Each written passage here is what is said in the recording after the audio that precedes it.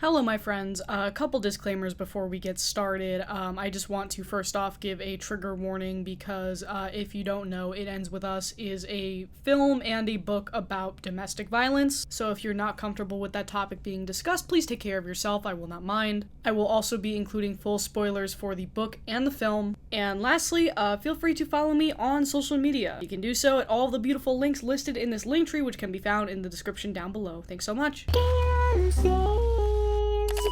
So I will admit that up until this week, I was pretty ignorant to the specific perils and controversies of It Ends With Us. However, my sister is a librarian. My sister Cassie is a very passionate person, and I've seen her go on some very energized and targeted rants, mostly regarding her favorite things, wrestling and books. She's also a nice person, way nicer than me, and she doesn't hate many people. But I've come to know that there are two names that will absolutely set her off and make her blood boil. And those people are Vince McMahon and Colleen Hoover. But before we get there, I wanted to take a sec to talk to you guys about today's wonderful sponsor, Babbel. I don't know if you guys know this, but there is a big cultural event taking place on television right now, and it's all happening in France. And I've been to France before, but when I first visited, I knew absolutely zero French, and that made it pretty difficult to get around and get truly immersed in the culture. But thanks to Babbel, the world's premier language learning app, I've had an opportunity to redeem myself by immersing myself in the French language, so next time I get the opportunity to go back to Paris or another French-speaking country, I can truly engage with, my setting and the people around. For example, I've learned how to say Je m'appelle Kayla, which is my name is Kayla, and Salut, ça va, which is how's it going. You can see me taking a lesson here, and what I like about this app is it's simple to use, you can go at your own pace, and the way each module is set up, it kind of feels like you're playing a little game. Babbel's lessons are also designed by real language teachers. They were all created by over 650 real language experts, which means that a focus is being placed on learning practical, real-world conversation mechanics. In fact, it has been scientifically proven that Babbel can help you learn a new language in just 3 weeks. So if you want to get started with learning another language, Babbel is a great way to do it, and you can get started by going to the link in my description down below for 60% off on your subscription. And while you are down in the comments today, let me know what language you want to learn. Once again, a great big thank you to our friends at Babbel, and let's get back to the video. Now, I won't lie, when I first heard about the Colleen Hoover outrage, I thought it was just a natural evolution in the disparaging chick lit cycle. Stephanie Meyer, E.L. James, and now her. The books are trash, the writing has no personality, it's useless wish fulfillment, the male characters are all controlling and toxic. And look, we've had this conversation time and time again, ContraPoints can explain it to you better than me, but for the most part, I think this genre of light reading geared toward white women is typically harmless, and the pearl clutching and moral grandstanding over it is usually just low-hanging fruit. Every girl has read smut at some point in their life, and whether you get it from AO3 or the clearance aisle in the airport bookstore, read what you like. I'm not here to sell you on anything different. However, after listening to one of her books, watching a film based on that book, and finally learning what Colleen's whole deal is, I am confident in saying that there is something deeper going on here, and we should probably talk about it. If you are completely unfamiliar, Colleen Hoover's most popular novel is called It Ends With Us, a sort of romance, sort of not book about a woman named Lily Bloom who owns a flower shop who forms a relationship with a surgeon named Ryle. Lily is also in a love triangle with her childhood friend Atlas. Eventually, Ryle is revealed to be physically abusive to Lily, and so not only is it a romance, but it's also a book about domestic abuse. It Ends With Us was a massive commercial success, and it recently got a very flashy movie adaptation starring Blake Lively and a guy who everyone else in the cast apparently does not like, but we'll get there. So in preparation for this movie, I listened to the audiobook, which I paid for. The audiobook is definitely a thing I paid for.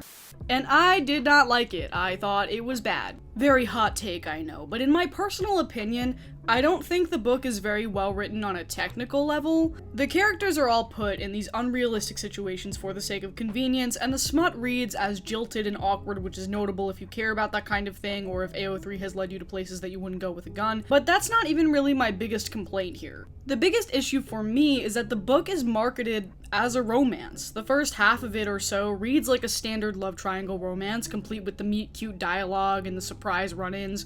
You get the sense that this guy Ryle is definitely a little damaged and a little off, but nothing too surprising for the conventions of this genre.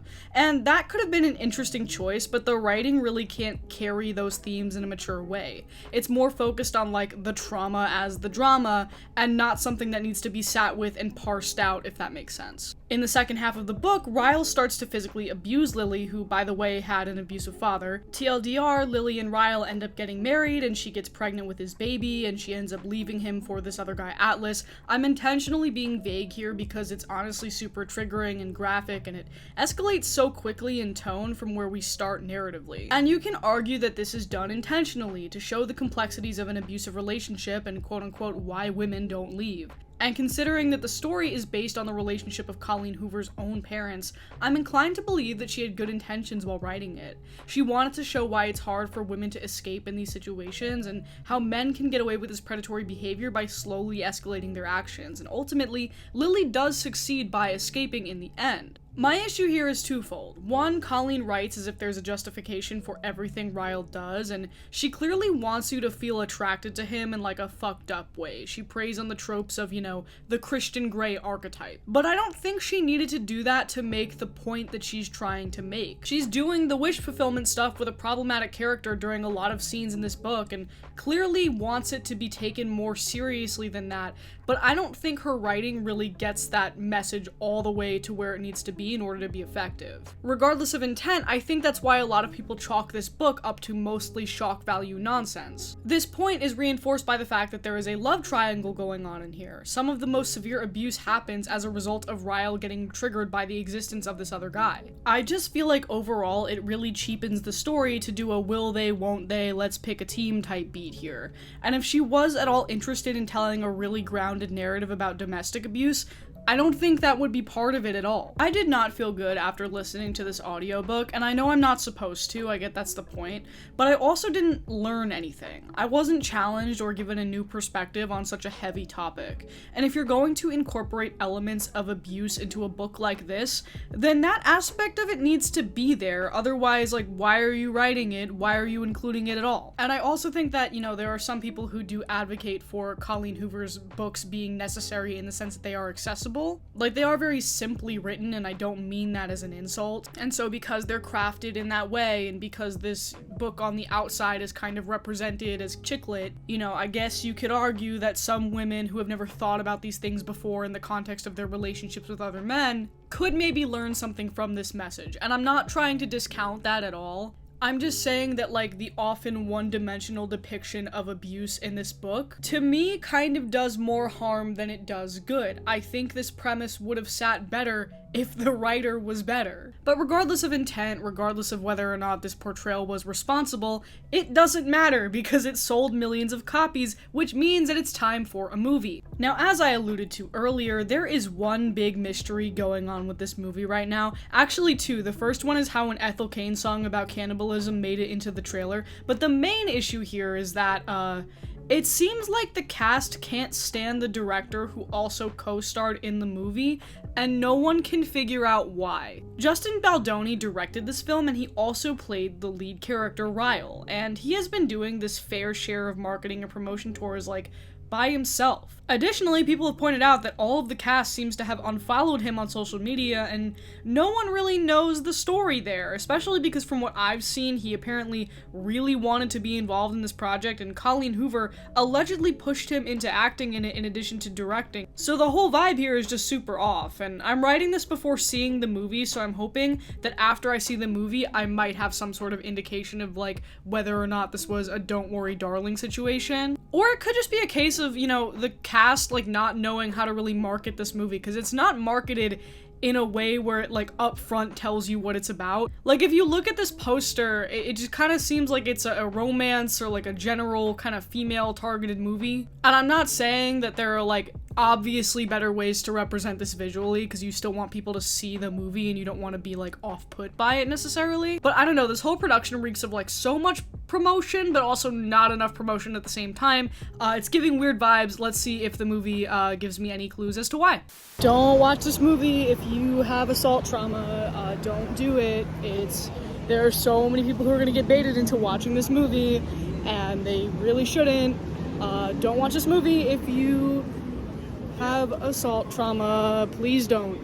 Okay, so I honestly don't think this was that bad. I enjoyed it more than I liked listening to the book. The book was just a writing style that I do not vibe with at all. I found it to be very immature and very grating, and I didn't think the pace moved quickly enough for, what was happening. And when you cut the writing part out of it and you just sort of show the scenes as they happen, it has a little bit more charm to it, I think. Blake Lively does a good job as sort of this quirky, kooky kind of character, and I actually like how they do the rooftop scene in the beginning. They managed to find a way to make it grounded and believable. I also think that Jenny Slate does a great job in this movie, probably like one of the better performances, I'd say. She does a great job at like providing levity in the beginning of the film when we're all, getting set up and learning who everybody is. I think it's worth noting here, and this is sort of how the book is, but it's a lot more jarring to see actually on film, that the first half is sort of like a rom-com. It's sort of just like a straight up romance, and that's the part that I had, obviously more fun with, but I think it was the part that was more like well structured and consistent. Whereas the back half kind of feels like a different movie. Like we go from The Notebook to Gone Girl and we get there really quickly. And I don't even think that any of the more serious stuff in the second half of the film is handled irresponsibly necessarily. You can tell that the people making this movie put a lot of care into it, but it is a very faithful adaptation to the book, and so they're working within the confines of all the stupid shit that's in the book. So like all of the names are still dumb, all of the plot contrivances are still there, things escalate and get very shockingly violent. And if you're going into this movie knowing what to expect, like if you know the context of the book at the very least, I don't think it's that big of a deal, but again, I just feel bad for all of the people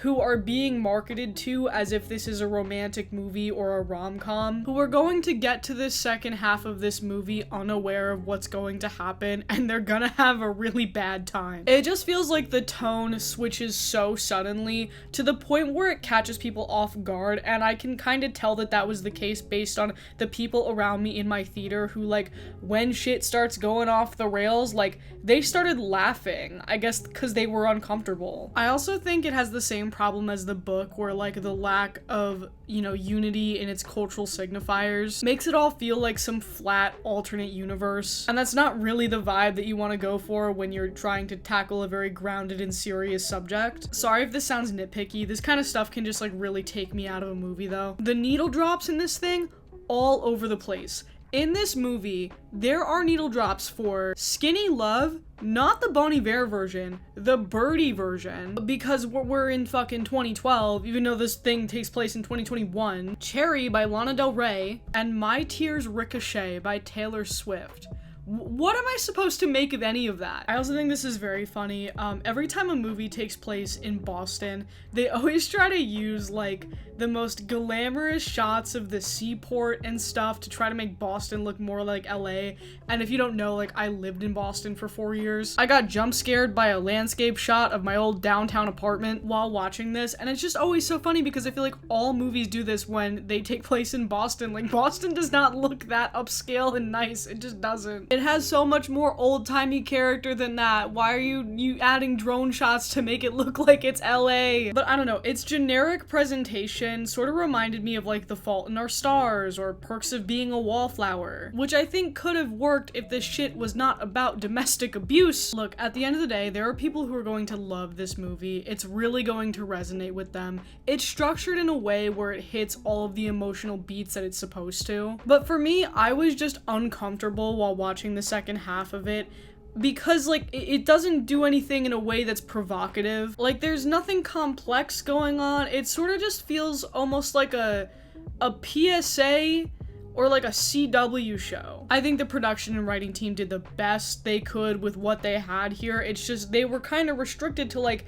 the juvenile source material. I would like to see a version of this with this same team and this same cast that's about this same topic. It's just not based on It Ends With Us. As far as the weirdness with like Justin Baldoni and why everybody else in the cast is pretending like he doesn't exist, there's nothing in the film that would maybe give that away unless, I don't know, like, it came out that people in the cast were uncomfortable with the final product in some way. But, like, there's nothing immediately obvious to me there in that regard. And as of recording this, nothing public has been said about it. But with my luck, I will publish this and then we'll get, like, an Instagram statement where he apologizes for having cooties or something. In conclusion, this movie didn't need to exist, but because it exists, I will say it's probably the best version of what it possibly could have been. I just want to reiterate again that the marketing is not being entirely clear about what the second half of this movie is about for obvious reasons. So this is me telling you to, you know, take care of yourself if you need to, because this kind of thing is just not worth